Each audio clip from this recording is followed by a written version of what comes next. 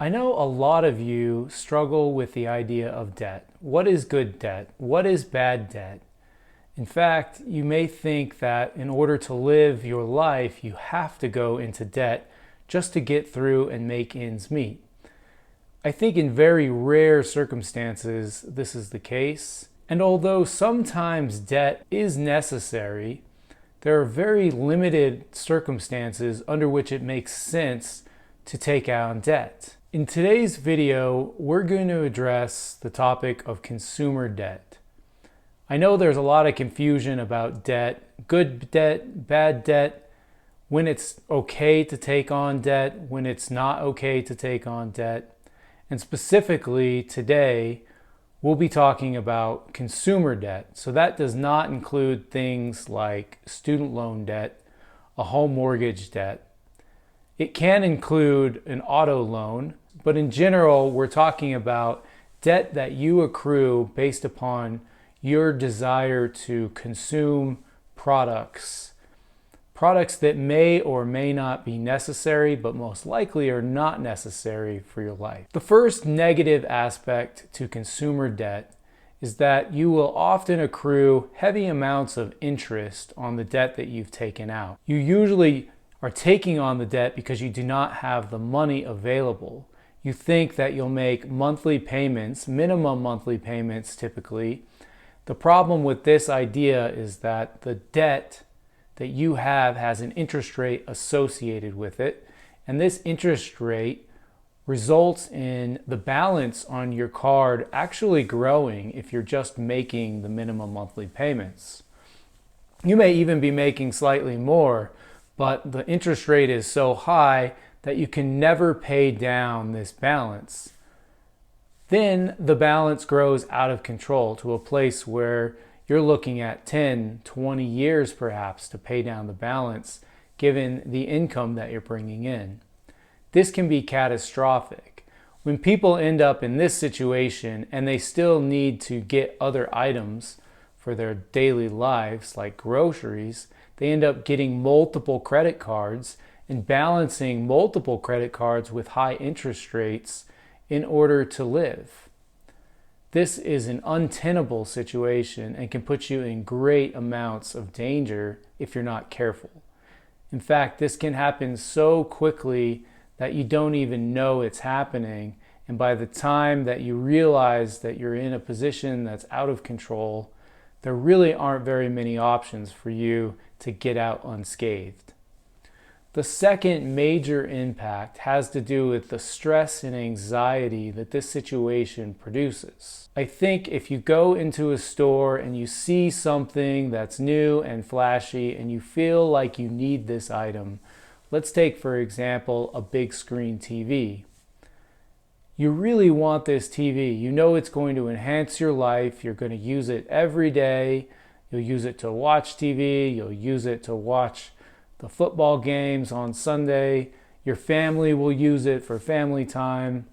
So you justify the purchase and say, this is a great item for us to have. Let's go ahead and let's get the latest and greatest technology. Even though I already have a TV that's, let's say 50 inches, I really need that 75-inch TV.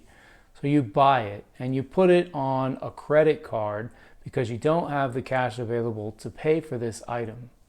Well, what you've done is you've purchased an item that will bring you temporary, very temporary satisfaction. It's exciting to get this new TV, but like all things in consumer land, this excitement will wear off. It will just become the new normal for you to have this TV, and the excitement will no longer bring you pleasure. But what does remain is an immense amount of stress and potentially anxiety that you've caused yourself by the financial situation that you're now in. The interest that you're accruing on that purchase is likely going up significantly. And so at this point, you've erased all the benefit from this item.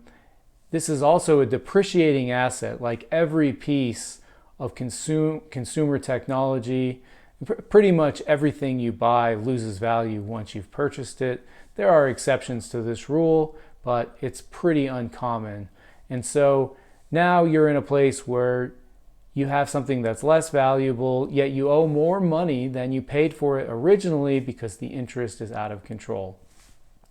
This stress and anxiety can take a major toll on your life, on your mental health, and certainly cost you more in the long run. Let's take another example of consumer debt. Let's say you and your best friend identify a really cool trip that you've been wanting to take for years. Let's say it's a cruise around the Caribbean.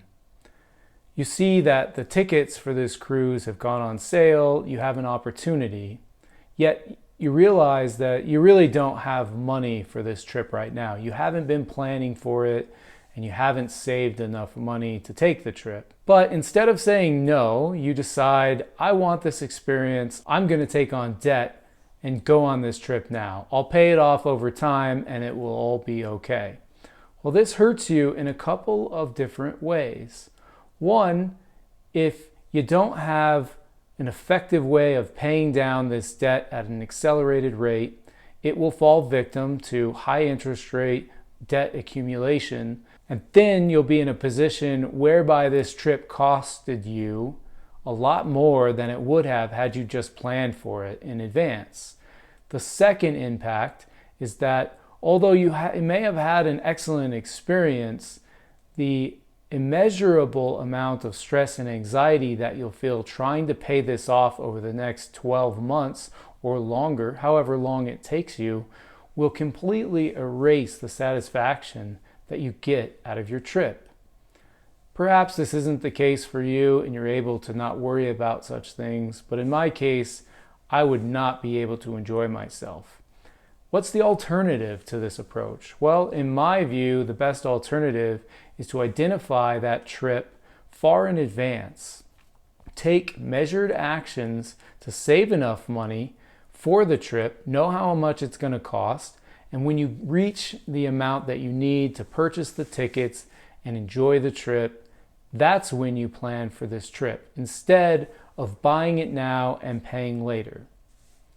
There's a trend going on currently that you'll see at many big brand retailers, and that is the philosophy of buy now, pay later.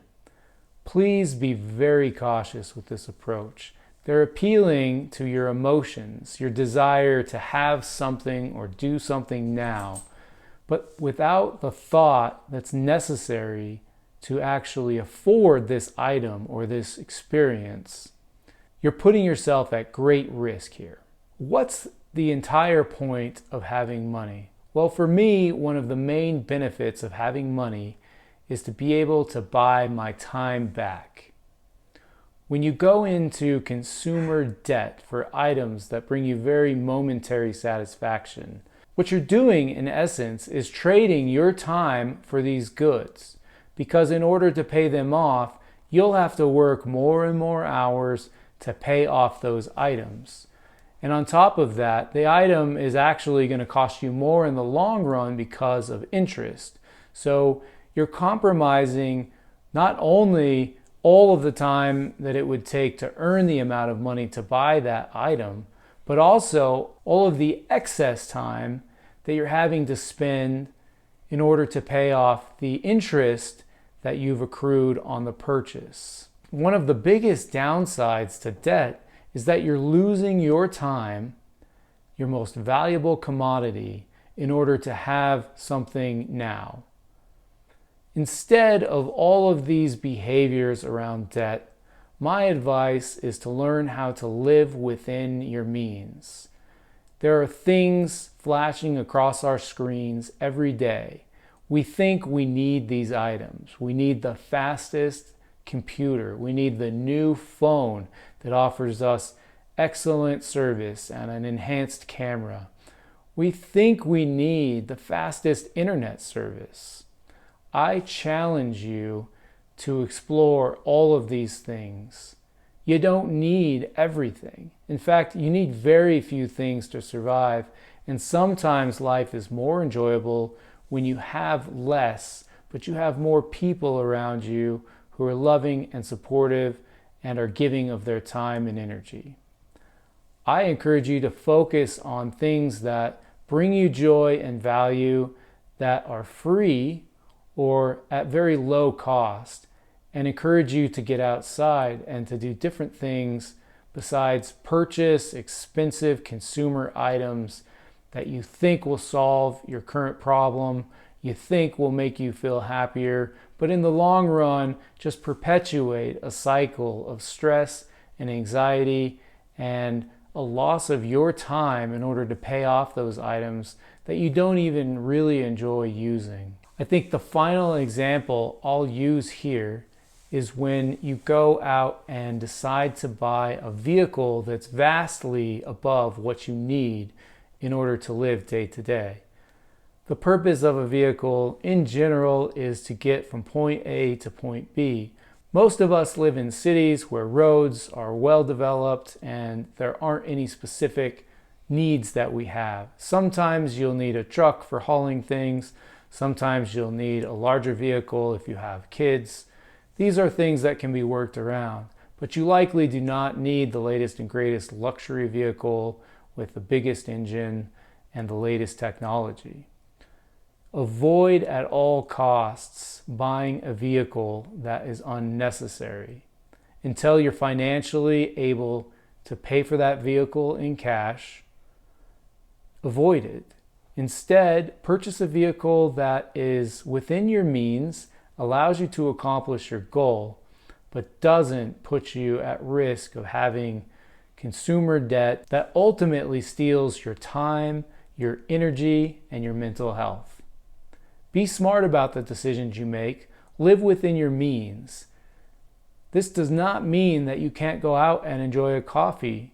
This does not mean that you can't go out to dinner. It does mean that when you're thinking about all of the purchases you make, you do so with a strategy in mind and very specific intention about what brings value to your life and what will allow you to enjoy life without going into extreme consumer debt.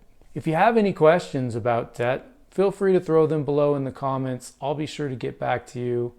If you enjoyed this video, please like and subscribe to the channel.